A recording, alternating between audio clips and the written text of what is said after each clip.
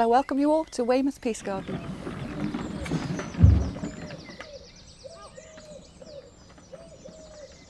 The Peace Garden came out of an idea with friends around a kitchen table, and we talked about how you needed to find some way you could celebrate peace. At the same time, we've been talking about what to do with the Friends burial ground, which we don't own as Quakers. It's part of the council's land now. But then we came up with the idea, well, let's have a peace garden. But we wanted it to be multi-faith. We wanted it to be open to the community. And so that's what we started to do. So we consulted with residents, and we spoke a lot with different groups, and we got a lot of support. People put their ideas in a pot, and we actually employed a designer, and we came up with the peace garden you see here today. This is our labyrinth, which looks amazing. It was laid out on the ground by Brian Lynch, a friend from our meeting, and being maintained by the volunteers that you see here. People use it for walking and meditation, and the children love it as well.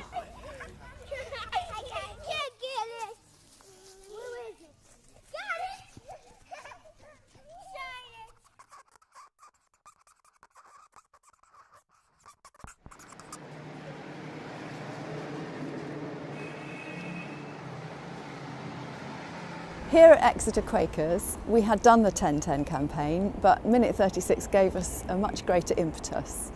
So we studied the Swarthmore lecture, we got lots of copies, we changed our insulation, we got LED lights. Our premises committee looked after the PV panels campaign.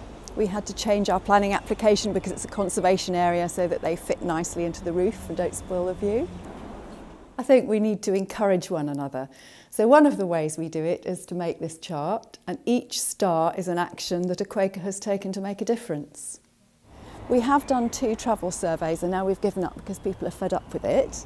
But most people walk or come in sustainable ways. And now we're looking at how we can move our influence outwards, talk to our councillors, and further these ideas in the community as a whole. So to do that, a number of Quakers are active in the Transition Exeter initiative. They've bought shares in the Real Food Store, which is bringing local food into the centre of Exeter. It provides lovely local bread made on the premises, the produce grown very close to here. So we're helping to build sustainable local communities, and that's part of our daily spiritual practice, to put our money where our beliefs tell us to.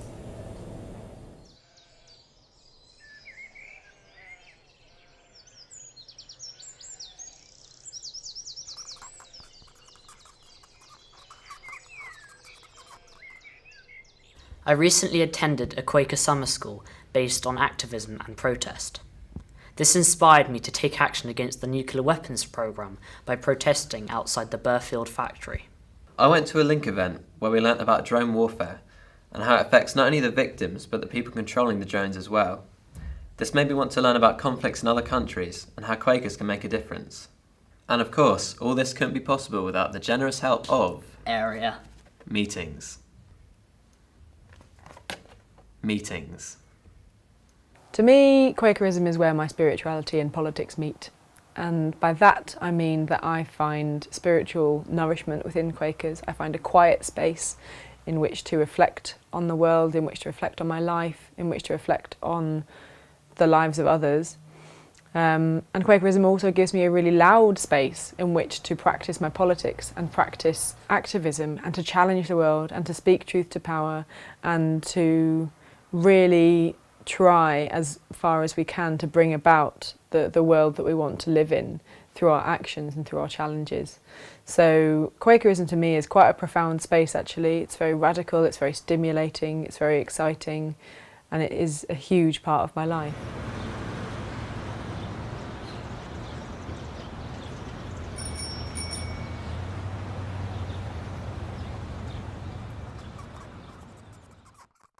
I have 2 sort of twin threads to my work. One is about art and art therapy, and the other is about mediation and restorative justice. And I enjoy them both, and I think of it as a creative ways of being with people and of helping people in a variety of ways, either to solve conflict or to put things right, and to do it in creative ways. Because a number of times I've also crossed the boundaries, and so, for instance, I've run art and conflict workshops, art and anger workshops, and I've done quite a lot of those, both in Bristol and in other parts of the UK, and also in other countries. So I kind of feel it's all going in the same direction. And I think the way it's connected to my Quaker faith is that it's about meeting that of God in everyone, and all kinds of people, and helping people to lead more peaceful, harmonious lives, if possible.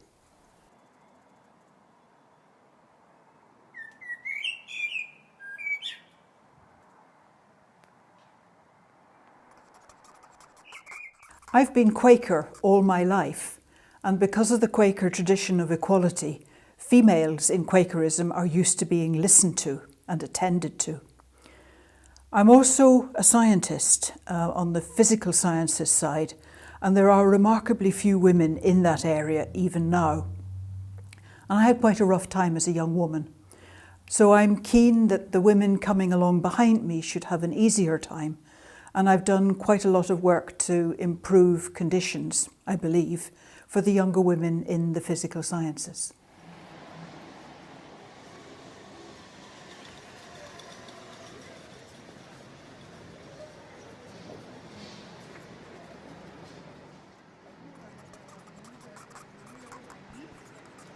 I fell into waste management because I failed the necessary A-levels to enable me to become an estate agent. And what a bit of luck that was. Joined a family paper mill in Birmingham, then from there became a waste paper merchant, an independent waste paper merchant, which meant that I could sort of foster some of my Quaker beliefs. I believe that offering decent employment is one of the best things that you can do in terms of social justice.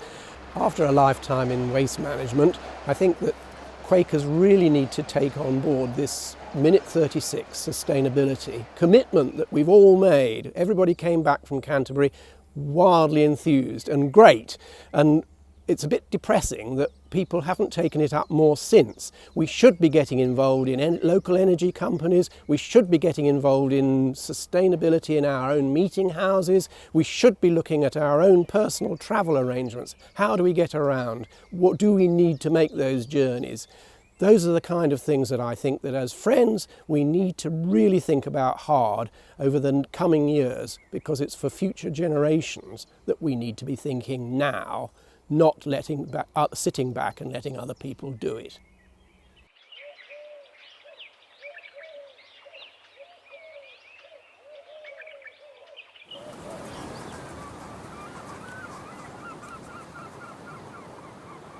Senadeo K is a charity. It's a marine adventure eco-therapy, and we work at sea for 4-5 days and nights at a time. And we work with people primarily who are recovering from addictions and other consequences of addictions, which will probably be abuse and certainly trauma. What they get out of it is a sense of, an enhanced sense of themselves. So our primary concern is for them to get this positive experience of themselves. That's the rock they can stand on. That's what can help them move forward in the rest of their lives. My Quaker faith is enhanced when I'm in this environment, but it's really enhanced when I'm working with other people in this environment. That's what changes it from being quite a solitary experience to a much more universal experience. And when I'm working with people who are quite damaged and I begin to see and feel the breakthrough they're making, a lot of it is not down to words. A lot of it is about a feeling that something quite dramatic has changed. And that for me encapsulates my sense of being a Quaker. When I'm in that zone, I feel closer to God, and working with people enhances that. Two of the unique outcomes is firstly that the people who've had this experience are more likely to complete treatment. The other, which I find really thrilling, is but it's reported that the people who've come on this experience are more likely to have a successful reintegration back into the community.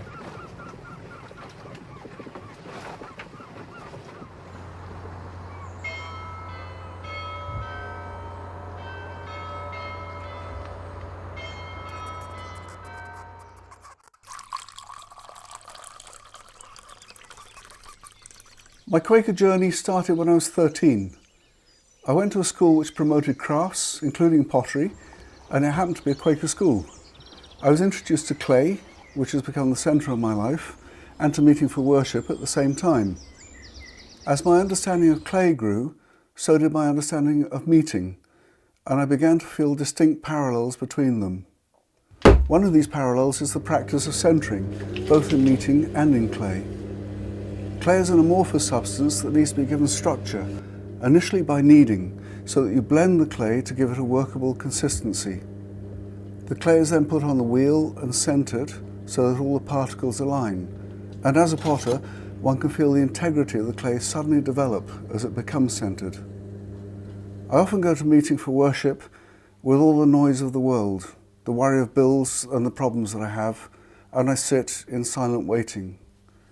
There is a quality of spirit that comes upon you which centres you, and as a potter centres the clay, so I feel that I have become centred.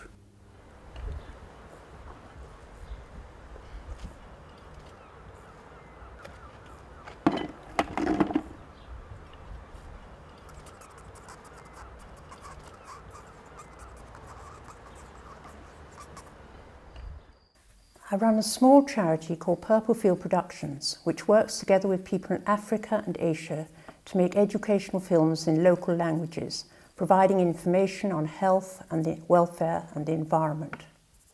Underlying it all is my Quaker faith and belief in peace and equality. I feel a desperate need to try and do something about this, but knowing what to do can be difficult. Joseph Rowntree advised us against the charity of emotion, and told us rather than to address the superficial symptoms that we should search out the underlying causes. And how we go about this must always, I hope, reflect our belief in that of God in everyone. That we respect the wishes of the people themselves. We respect their culture, their rights, and above all their feelings about how films should be made. Ultimately, remember that what we are making is not our film, but theirs.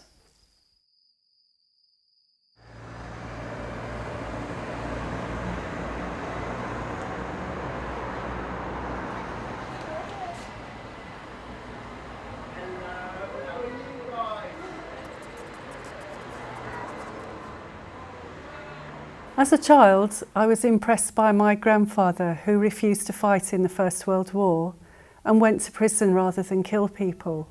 This brought the peace testimony really up close and personal for me. I learned from Palestinian and Israeli activists the power of citizen-to-citizen friendship and solidarity, and that whatever our governments do, as ordinary people, we can be friends across borders. This understanding, and working as a researcher for Drone Wars UK, took me to Afghanistan in 2012 with Voices for Creative Non-Violence. We stayed in Kabul with the Afghan Peace Volunteers, a group of young peace activists reaching out to the world from a prison created by 35 years of war and military occupation. We learned that we like each other and our interests are the same: peaceful coexistence and peace by peaceful means. William Penn said, "We could hurt no man that we believe loves us. Let us then try what love will do." Quakers might call these leadings ministry, and my faith compels me to seek these friendships across borders and then to share my lived experience, that there is that of God in everyone and each life is sacred.